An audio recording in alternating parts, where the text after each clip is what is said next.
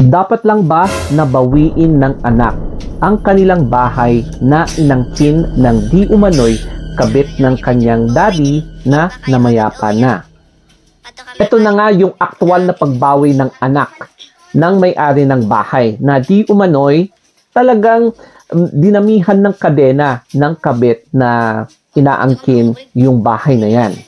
Pero bago yan, ito nga pala yung anak ng may bahay. Pero since wala na yung kanyang daddy, so automatically mapupunta sa kanya talaga yung property. So 'di ba dito sa Pilipinas, yung next of kin ng deceased owner, siya ang may karapatang magmana ng bahay, no? And hindi yung kabit. So panoorin natin yung mga eksenang pagbabaklas ng kadena at pagbawi ng bahay. Bago ang lahat, mag-disclaimer muna tayo na ang i-react lang natin ay yung nasa video lang. So, hindi na yung story before or after. So, yung naka-concentrate lang tayo sa video. And syempre naman, if you like my videos, follow me sa aking Instagram account, The Story of Anthony. So, eto na. Eto na nga yung buong pangyayari. So, nakita nyo, yan yung screen. Binaklas na talaga yung screen. Oh, grabe, no? Talagang binarikada yung bahay.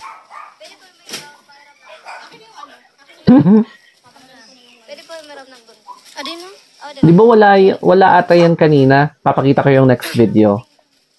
So, yan yung anak. Ito yung ball cutter na binili nila. Ayun, no? Grabe.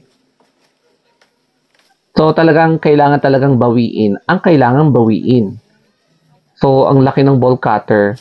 And, napaisip tuloy ako, yan yung ginagamit ng mga ball cutter ng mga akyat bahay. Natawa lang ako.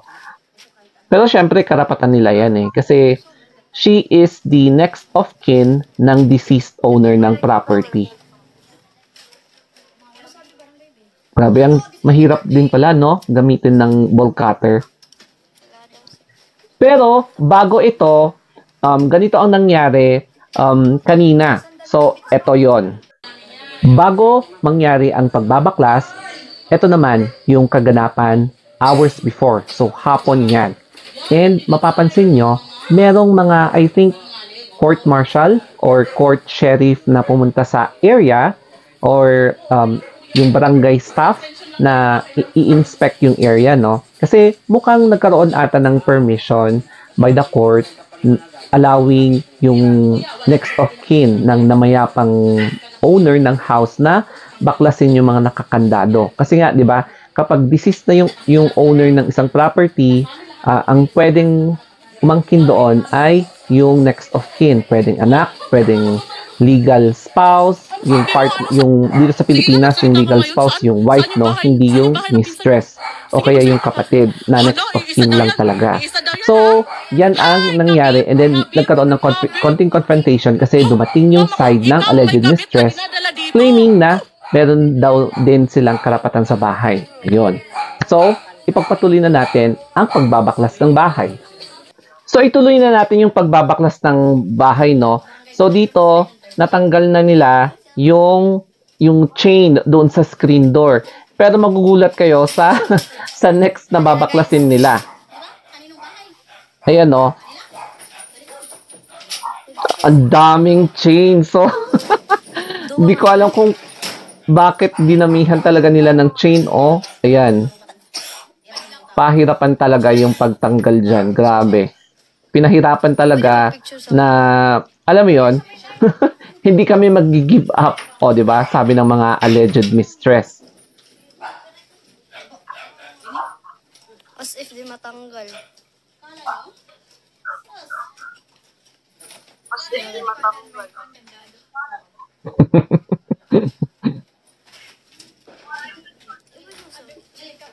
Ikaw daw. Bebe.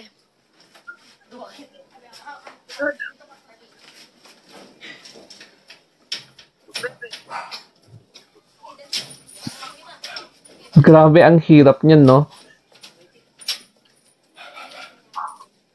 So, aware ang kanilang kapitbahay na siya talaga yung anak na, syempre, na bilang tagapagmano ng bahay na may karapatan para bawiin ang kanyang bahay. Kanilang bahay.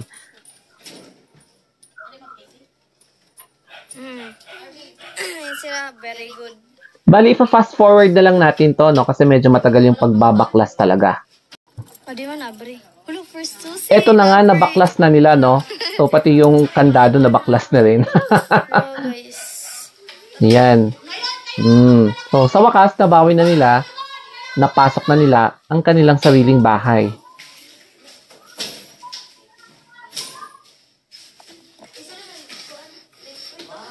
Oh, sis! Nabuksan! Ano? Magpalaki kayo ngayon! Bahay nyo! Bahay nyo! Di kayo nakakaapak!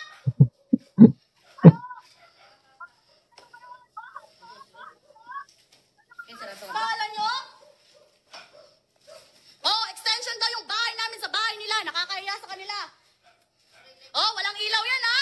Walang ilaw yan. Kiniklaim nila may ilaw eh. Wala. Try mo yung tubig kasi kiniklaim nila eh. Oh, wala na ha? Wala. Wala. Huh.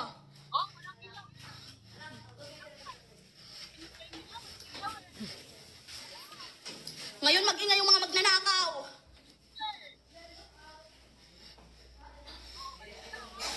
Oh, ito yung mga gamit natin, oh.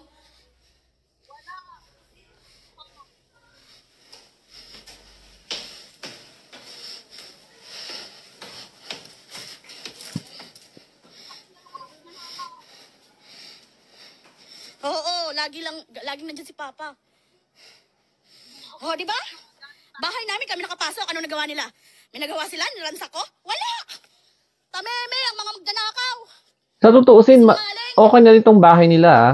Spacious. 3 stories. Oh, yes, ma'am. Kaya amo nini kasi balay, ma'am. Elena, gingkiklaim san waray balay. Rooftop pala. Oh, sis, Casey, okay na.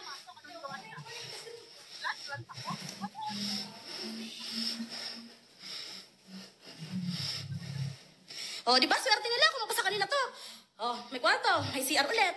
Sus! Kala nila, ganon-ganon lang, di ba sis? Laban talaga to. Ngayon sila magdadadada dyan sa labas. Ito naman yung aking reaction sa buong pangyayaring ito. Nakakalungkot lang talaga na hindi mawala-wala yung away sa lupa at bahay. So, sa case ni Ate Girl, mukhang hindi naayos ng kanyang father yung ownership ng kanilang bahay. Yun yung pagkakaintindi ko, ha. Kasi merong nag-claim na iba pang party, such as yung alleged mistress ng naiwang father ng anak, no? So, ang nangyayari tuloy, nag-aagawan between yung alleged mistress and yung anak sa ownership ng bahay at lupa.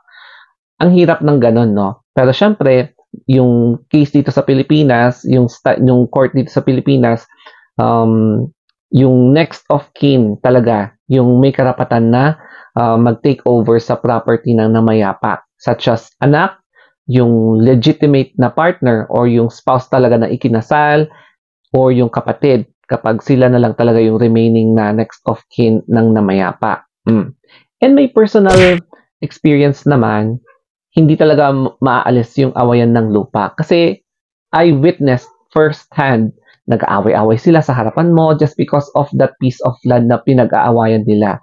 And masakit lang kasi walang relative pagdating sa claiming ownership ng lupa.